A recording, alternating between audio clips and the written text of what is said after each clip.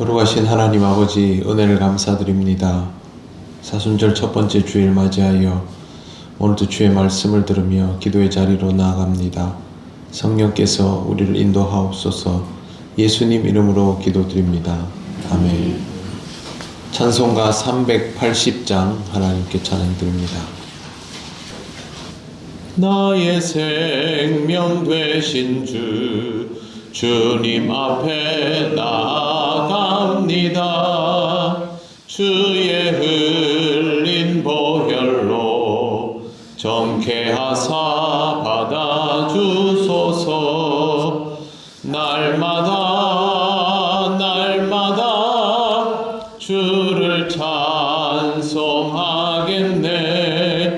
주의 사랑 줄로서 나를 굳게 잡아 매소서. 괴로운 세상 지날 때 나를 인도하여 주소서. 주를 믿고 나가면 나의 길을 잃지 않겠네.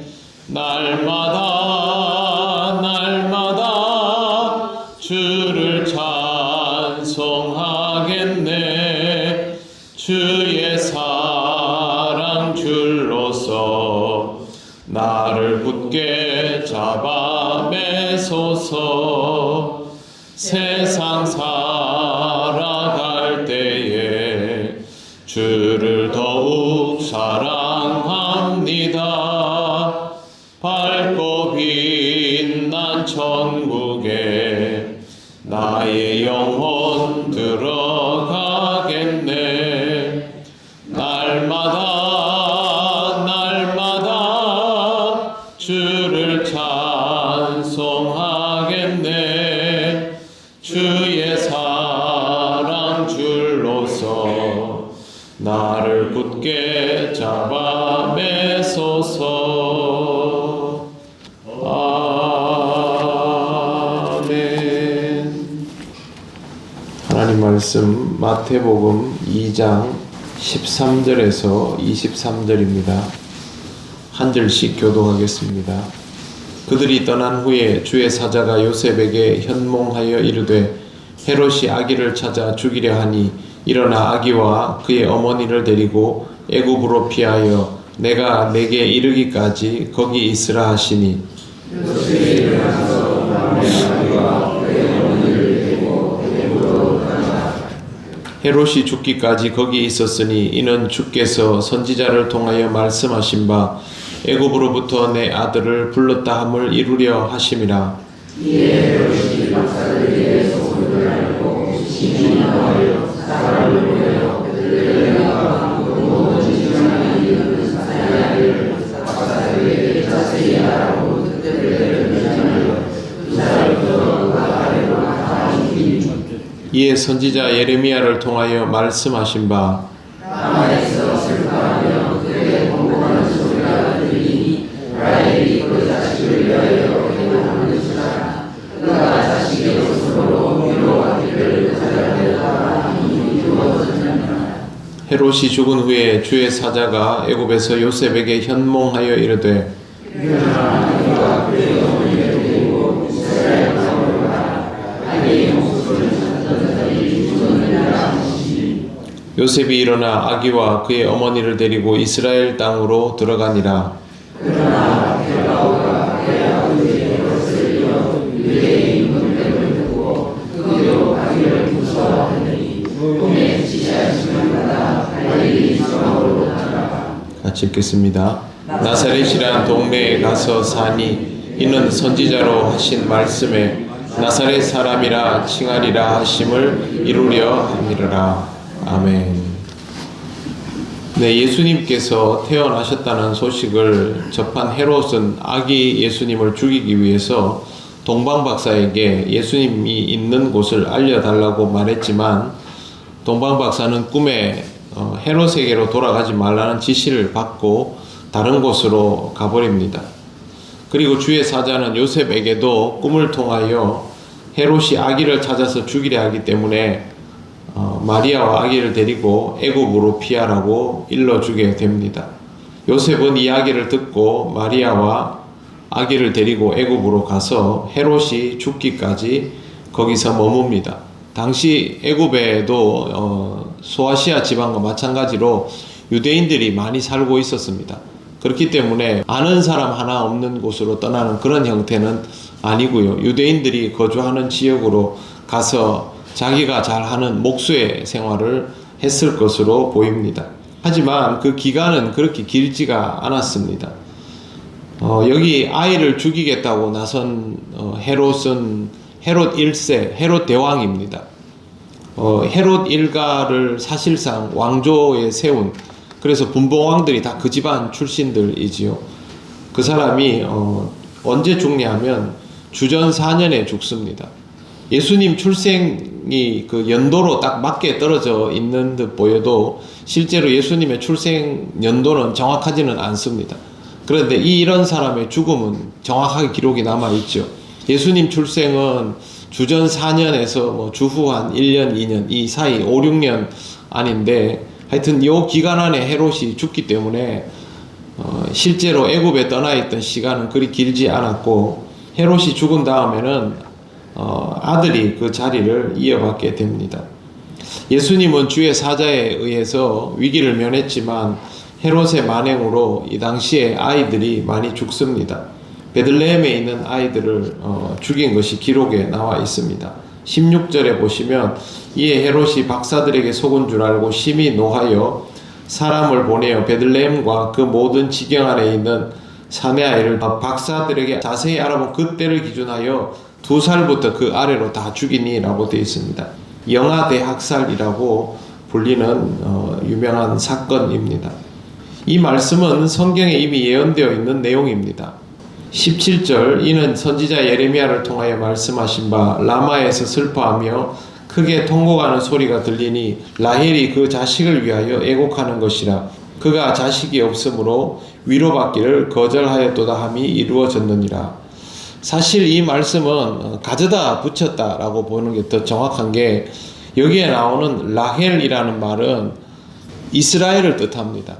북이스라엘을 뜻합니다. 북이스라엘이 멸족당하여 갈 시기에 그 사람들이 다 죽어 없어지니까 자식을 위하여 애곡하였다라는 표현을 사용합니다. 라헬이 여기 나오는 이유는 아들 요셉의 혈통인 에브라임과 므낫세, 특히 에브라임이 북이스라엘을 의미하기 때문에 이 구절이 나옵니다.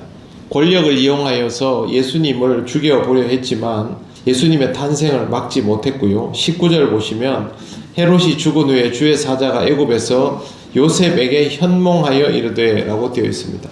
다시 한번 가르쳐 주는 것이죠. 20절 일어나 아기와 그의 어머니를 데리고 이스라엘 땅으로 가라. 아기의 목숨을 찾던 자들이 죽었느니라 하시니, 이렇게 해서 예수님 가족은 아무 탈 없이 이스라엘로 돌아오게 됩니다. 하지만 안심할 수 있는 상황은 아닙니다. 22절을 보시면 그러나 아켈라오가 그의 아버지 헤롯을 이어 유대의 임금됨을 듣고 거기로 가기를 무서워하더니 꿈에 지시하심을 받아 갈릴리 지방으로 떠나가 라고 되어 있습니다. 헤롯 대왕의 자리는 아켈라오가 물려받습니다. 아켈라오가 물려받은 자리는 유대 땅, 그러니까 예루살렘을 중심으로 한 유대 지역과 사마리아 지역과 이둠의 일부 지역입니다. 사실상 이 유대인들 거처 중에서 노른자위를 받았기 때문에 권력도 그대로인데, 이 아켈라오도 굉장히 잔인한 사람으로 알려져 있습니다. 아버지 못지않기 때문에 베들레헴으로 가기를 두려워했던 것으로 보입니다. 거기 사람들이 많이 죽었는데 뭐 그렇게 가고 싶겠습니까? 결국에는 또 다시 주의 사자를 통해서 갈릴리 지방으로 가게 되는 것을 봅니다. 그 다음에 23절에 보시면 나사렛이란 동네에 가서 사니 이는 선지자로 하신 말씀에 나사렛 사람이라 칭하리라 하심을 이루려 함이라. 이 말씀을 보시면 밑에 관주에 보면 리을이라고 되어 있습니다. 근데 리을에 이사야 11장 1절이 나옵니다. 근데 이것도 좀 딱 들어맞지 않습니다. 왜 그러냐 하면 이사야 11장 1절은 이새의 줄기에서 한 싹이 나며 그 뿌리에서 한 가지가 나서 결실할 것이요 라고 되어 있지 나사렛이란 말이 없습니다. 없는데 여기 왜 이렇게 되어 있냐면 구약 성경은 우리가 읽는 이 구약 성경은 원래 히브리어 성경을 번역한 것인데 지금 우리가 읽는 신약에서 인용되는 구약 성경은 70인역 헬라어를 가지고 온 것인데 거기 헬라어에 보면 이 지명을 나조라이오스라고 써놓았는데요. 이 나조라이오스를 나사렛이다 이렇게 해석을 하는 겁니다.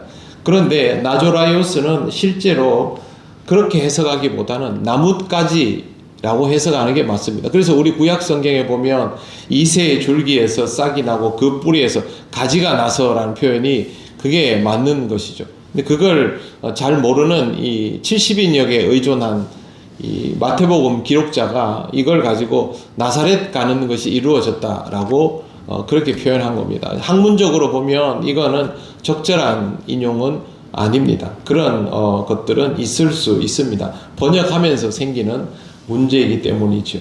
오늘은 예수님의 출생 이후의 이동 경로에 대해서 함께 읽었습니다. 이 짧은 구절 안에도 굉장히 드라마틱하고 파란만장한 내용이 있습니다. 그냥 우리가 읽어서 그렇지 사실 이 경우에 처하는 마리아와 요셉은 말할 수 없이 힘들었고 공포를 가지고 있었을 것입니다. 이 땅에 오신 주님이 겪어야 했던 이 시간들도 전혀 순탄하지 않습니다. 조금의 순탄함도 없는 이런 번거로움을 감수하고도 주님은 굳이 이 땅에 오신 것입니다. 우리는 주님께서 이 땅에 오시고 우리를 위하여 구주가 되시고 그것을 감당하시기 위하여 받아들여야만 했던 것들을 우리의 입장에서만 볼 것이 아니라 하나님께서 이 땅에 오셨다라는 관점에서 바라볼 필요가 있습니다. 사순절은 사실 이 부분에 대한 묵상이 굉장히 중요합니다. 하나님이 왜 이런 선택을 하셨는가? 그 선택을 하신 마음은 우리를 향하여 어떤 의미가 있는가? 이런 것들을 잘 묵상을 해야 합니다. 오늘 거룩한 주일을 통하여서도 주의 말씀을 잘 묵상하시고 또 주님과 더욱 깊이 대면하시는 여러분이 되시기를 바랍니다. 기도드리겠습니다.